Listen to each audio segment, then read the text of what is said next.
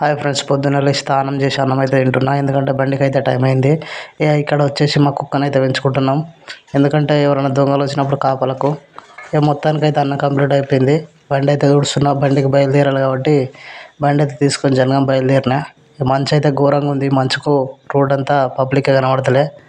లైట్లు వేసుకొని మొత్తానికి అయితే స్టేషన్కి అయితే చేరుకున్నా.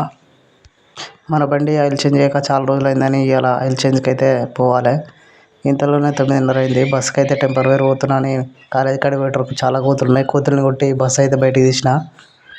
పిల్లల్ని అయితే దింపేసి కొద్దిగా సైడ్ పెట్టి బస్సు ఛాయ్ కన్నా అయితే కొద్దిసేపు ఆగి ఛాయ్ అయితే తాగుతున్నా.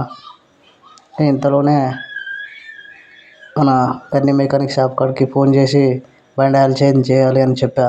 ఆయన రమ్మని చెప్పగానే సామాన్ తీసుకొని అయితే మెకానిక్ షాప్ కాడ పోయి బండి అయితే అక్కడ పెట్టేసిన. మొత్తానికైతే మనం అయితే ఈసారి క్యాస్ట్రాల్ ఆయిల్ అయితే తెచ్చేసిన. మన బండి కండిషన్లో ఉండాలి, ఎందుకంటే మనం ఎక్కడొచ్చినా కిరాయిలు పోతాం కాబట్టి. మొత్తానికి మన బండి మొత్తం కంప్లీట్ అయిపోయింది. బాయ్ ఫ్రెండ్స్, మన వీడియోస్ నచ్చినట్లయితే ఫాలో చేసుకోండి, షేర్ చేయండి, లైక్ చేయండి.